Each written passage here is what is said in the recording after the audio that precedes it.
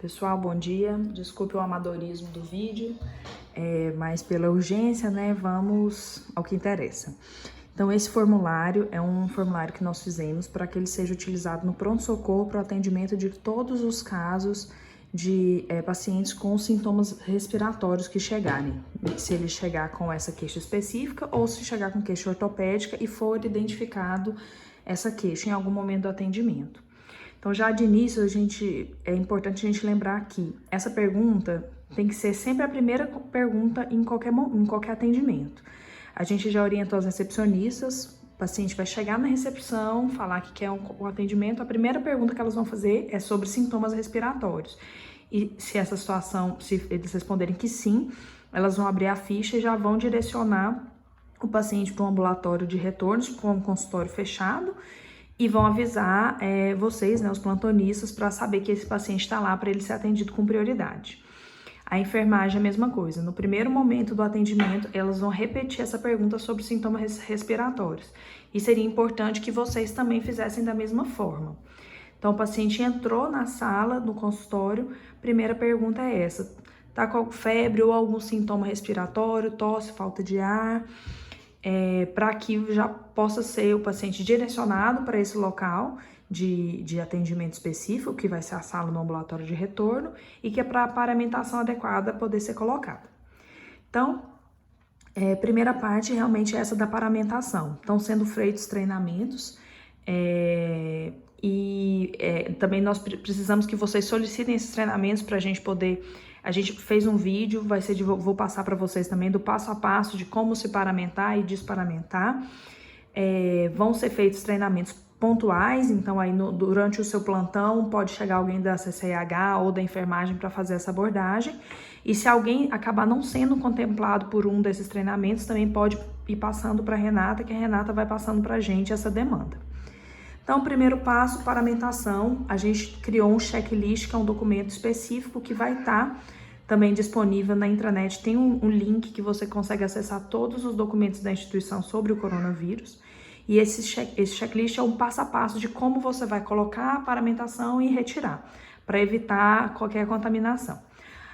A gente optou por adotar precaução para aerossóis e contato. Alguns pacientes a gente poderia fazer uma precaução mais simples por gotículas, mas após algumas discussões a gente achou mais seguro e que levaria menos confusão se a gente adotasse precaução para aerossóis para todos. O que a precaução para aerossóis contempla? Eu vou lavar as mãos em todos aqueles 5 momentos, que seria antes, após o contato com o paciente, com qualquer área do paciente que o paciente pode ter tocado ou com qualquer secreção do paciente. Eu vou usar o óculos ou o protetor facial, um dos dois. Provavelmente lá na emergência a gente vai usar o óculos, por ser um local que a gente não vai estar com pacientes de alto risco, né? Não vai estar com paciente entubado, nem nada lá na emergência. A vestimenta de proteção, que a gente vai ter disponível capote, avental ou macacão impermeável. Também na emergência, provavelmente, a gente vai utilizar o capote, inclusive eu, nos atendimentos que eu for fazer lá, por ser, como eu falei, um local que a gente não vai estar com o paciente entubado, fazendo aspiração traqueal, então vamos deixar o impermeável para situações de maior risco. O capote a gente pode utilizar com segurança nos nossos atendimentos lá no pronto-socorro. Vamos usar luvas de procedimento e a máscara N95. Essa máscara a gente vai disponibilizar para todo mundo que for fazer esse atendimento. A gente pede que tenha muito cuidado com essa máscara. Na verdade, todos os EPIs a gente está trabalhando com uma forma de tentar contingenciar para não faltar, que é o que o mundo está vivendo, né? A falta dos EPIs. Então, a máscara N95, no primeiro uso, você vai colocar, no treinamento o pessoal vai orientar direitinho a técnica. Após o uso, é orientado que seja guardado num saco plástico, que pode ser o saco original ou seu saco original rasgar.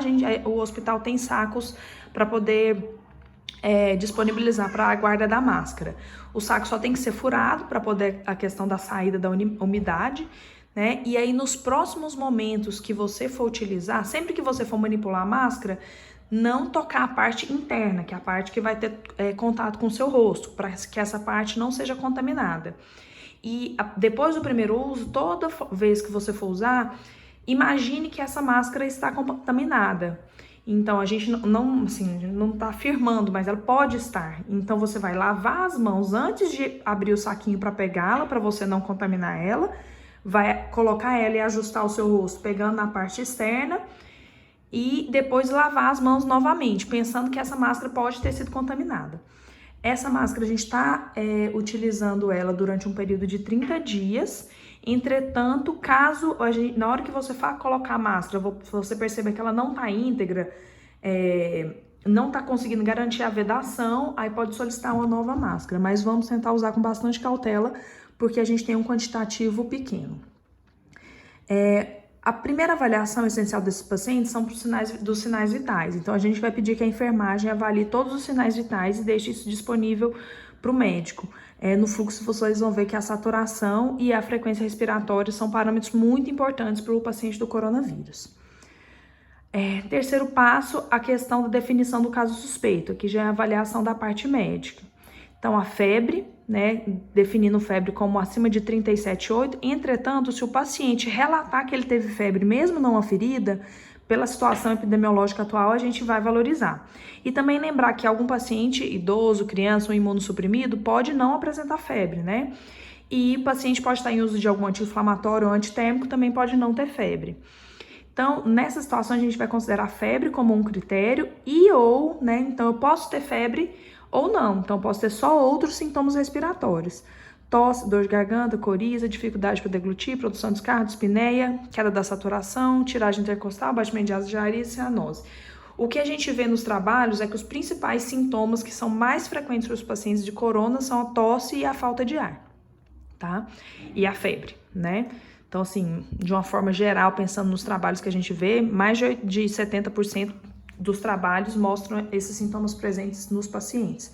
Mas a gente tem que valorizar toda essa clínica. E também questionar sobre sintomas gerais, que podem estar presentes nesse caso. Às vezes o paciente não tem sintomas respiratórios, mas eu vou fazer uma avaliação desse caso com maior alerta, se ele tiver só esses sintomas gerais, né?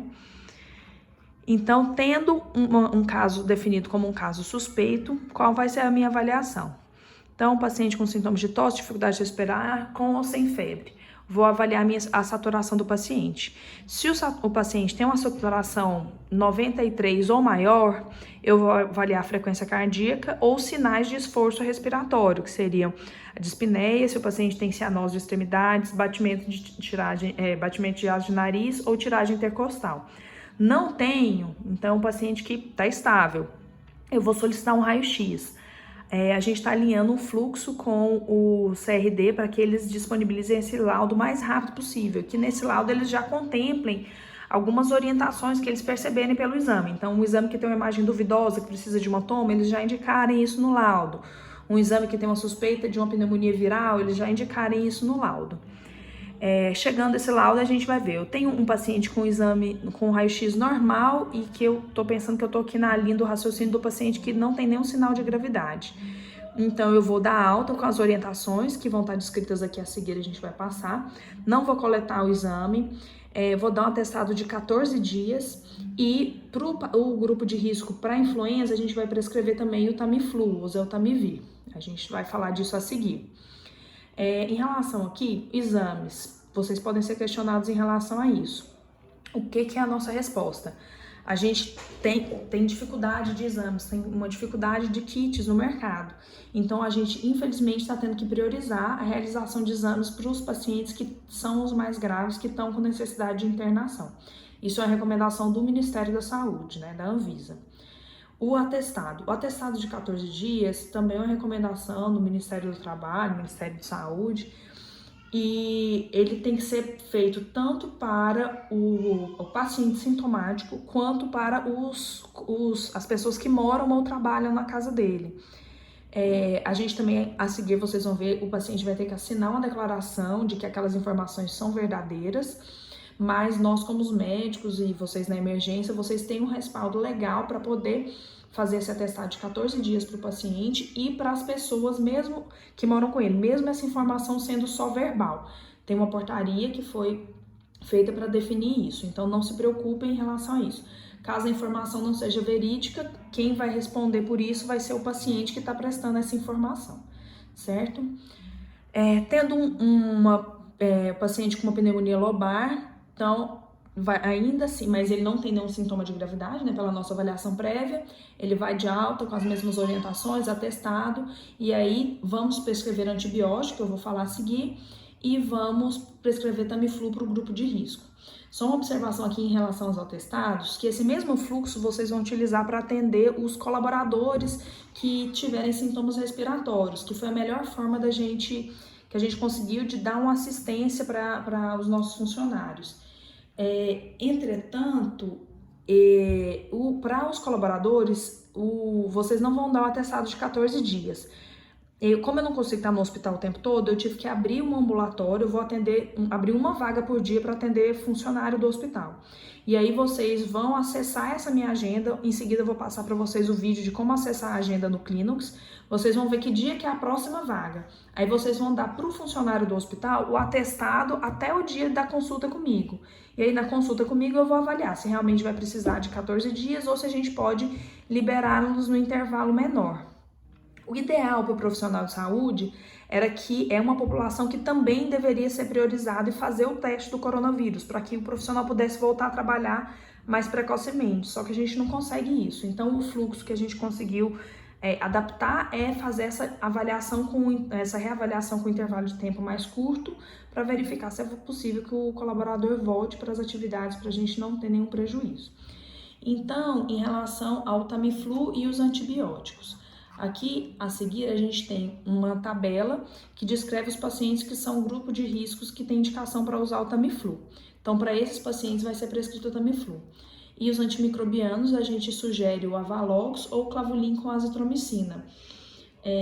Não seria um esquema recomendado em outras situações, mas no momento atual a gente está optando por fazer essa cobertura geral para pneumonia comunitária, no sentido da gente não ter casos que vão retornar, não vão responder ao tratamento inicial e vão acabar sobrecarregando mais ainda os prontos-socorros, né? Então a gente acabou já partindo para um tratamento com um espectro um pouco maior, não é um amplo espectro, né? Tanto, mas já é um espectro um pouco maior do que talvez a gente iniciaria em outras situações. E aqui a gente já colocou a posologia. E para o Tamiflu também já a posologia. O Tamiflu, importante lembrar que ele está disponível nos CAIS. Entretanto, vocês podem já orientar o paciente que isso pode, às vezes a gente pode ter falta, né? Mas a gente não tem como intervir nisso, né? Então a gente vai prescrever e aí orientar o paciente a buscar isso nos CAIS, que nas farmácias não tem para vender. Esse outro quadro também fala só lembrando os pacientes que a gente vai ter que olhar com uma cautela maior, que tem um risco para pior prognóstico em relação ao próprio coronavírus, né? Então, esse grupo de pacientes com mais de 60 anos, pacientes portadores de comorbidades, imunossuprimidos e gestantes, nessa avaliação a gente vai ter um olhar mais crítico em relação a todos esses parâmetros.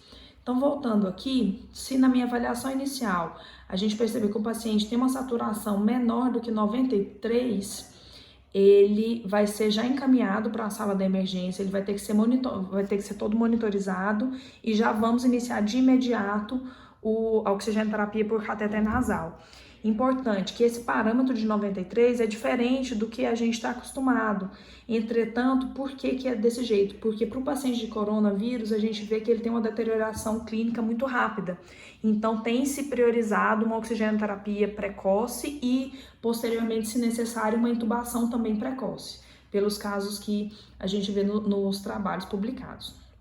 Então, esse paciente começou oxigenoterapia por cateter nasal. Está mantendo uma saturação baixa ou teve hipotensão, sonolência, algum sinal de que ele está tendo uma deterioração clínica. Se ele não teve, eu vou realizar uma tomografia de tórax e vou encaminhar. Sempre o paciente vai ser internado. A diferença é que se ele estiver estável, eu vou realizar uma tomografia de tórax antes de encaminhar ele para a unidade de coronavírus, né? Que a gente vai ter os leitos de enfermaria, vai ser o caso do paciente que está estável, vai para o leito de enfermaria de coronavírus, mas que é dentro da mesma unidade da UTI.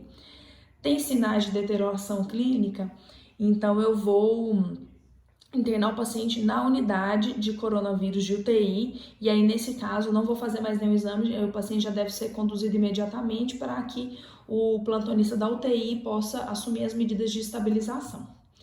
Então, desse fluxo inicial é isso. Agora, alguns detalhes são sobre, que eu mencionei anteriormente, é sobre a declaração que o paciente vai ter que assinar no caso de vocês fazerem um atestado para ele e para os familiares. Então, o paciente vai ter que assinar essa declaração, aqui o médico vai assinar como testemunha e o paciente vai assinar que as informações prestadas por ele são verdadeiras, e isso vai ficar guardado, né, no nosso prontuário como um respaldo nosso, tá? Então, eu recomendo ler isso aqui com o paciente e pedir para o paciente assinar e vocês assinarem juntos, né? Importante essa parte aqui que fala, sujeito à responsabilização civil e criminal pela omissão de fato ou prestação de informações falsas, né? Então, se a pessoa omitir uma pessoa que mora com ela, ou o contrário, se falar que alguém que mora com ela não mora, só para a pessoa ganhar atestado, mas nesse momento de crise maior, a gente está respaldado para fazer esses atestados, mesmo para as pessoas que não vão estar presentes lá com o paciente. E a outra parte, essa quinta folha, ela vai ter que ser destacada e entregue com o paciente. Eu sugiro que seja feita a leitura com o paciente para que as informações sejam bem entendidas. Então, nós vamos orientar o paciente quais são as orientações para ele, entre aspas, tratar esse quadro viral que ele tá, que é, como a gente falou, né, agora todas essas viroses vão ser uma suspeita de coronavírus. São orientações gerais, mas a gente vai passar para eles por escrito, e eu já até coloquei as medicações para que vocês não precisassem de ficar fazendo receituário. Essas medicações o paciente pode comprar sem receita, né? Então, aqui facilita um pouquinho. Beber líquidos, alimentar-se bem, alimentação saudável a cada 3 horas. Em caso de febre ou dores no corpo, paracetamol ou dipirona. Lavar frequentemente as narinas com soro fisiológico. Em caso de obstrução, a gente recomendar um sorino hipertônico. Em caso de espirro, coriza ou tosse frequente, orientar um anti-histamínico. Procurar atendimento, se sentir que está piorando, se sentir falta de ar, procurar o pronto-socorro imediatamente, que é, né, o principal sintoma que a gente tem aí da deterioração clínica. Manter repouso e isolamento domiciliar conforme as orientações a seguir. Orientações para isolamento domiciliar. Permanecer em casa o período de 14 dias, com mínimo contato com outras pessoas, especialmente idosos, pessoas com qualquer doença e crianças. Frequentemente lavar as mãos e higienizar com álcool 70, principalmente após tossir ou espirrar. Evitar acesso a áreas compartilhadas com outras pessoas, sair apenas em casos de extrema necessidade, nesses casos utilizar máscara. Então, aqui ressaltar para o paciente que quem vai utilizar máscara é o sintomático respiratório, que a população geral tem tido muita confusão em relação a isso. O paciente, mesmo as pessoas todas da casa estando em isolamento domiciliar com ele tem que ficar mais restrito. Então, ele vai ficar numa área mais restrita para ele, não vai ficar compartilhando ambiente com outras pessoas. E quando ele for sair dessa área restrita, por exemplo, o quarto dele, ele vai higienizar as mãos sempre e utilizar máscara para a gente diminuir o contágio, né? Mesmo desses contactantes domiciliares. Preferencialmente permanecer num quarto bem ventilado, deve possuir lixeira de saco plástico para descarte dos lenços descartáveis. Cobrir a boca com lenço descartável ou parte interna do braço ao tossir e espirrar. Não compartilhar com outras pessoas alimentos ou objetos. Utilizar banheiro isolado, se não for possível, realizar limpeza com água, sabão e água sanitária após. Desinfetar superfícies com álcool 70 ou mistura de água sanitária. Aí a gente orienta como fazer a mistura, né, para ter um poder de desinfecção. E aqui essa orientação final seria para os contactantes que residem na mesma moradia, né? Todos que residem na moradia devem permanecer em isolamento domiciliar e observar se algum sintoma irá surgir. Nesse caso, procurar atendimento se tiver febre alta por mais de 24 horas ou se sentir falta de ar. Por que essa informação é tão importante? Porque a gente está ressaltando que se for sintomas leves, a pessoa não deve procurar pronto-socorro, ela não vai fazer exame, ela não vai ter nenhuma conduta adicional. As medidas de tratamento são essas mesmas. Então, para a gente não lotar pronto-socorro, a gente está orientando procurar pronto-socorro se tiver essa febre por mais de 24 horas. Por quê? Porque nesse momento tem que se avaliar a necessidade de iniciar tratamento para a influenza, que é a influenza agora a gente também vai começar a ter casos, né? E a falta de ar, que seria o principal sintoma de deterioração clínica, e aí sim precisaria de uma internação, né, de uma avaliação médica. lembrar que mesmo antes de iniciar os sintomas de infecção, o portador do coronavírus já está transmitindo. Por isso é importante esse isolamento domiciliar de todos que moram no local.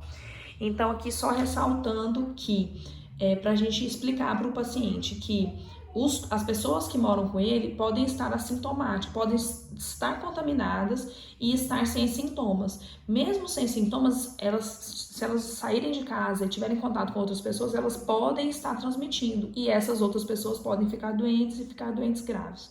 Então, são recomendações importantes para a gente poder interromper essa cadeia epidemiológica de transmissão do coronavírus.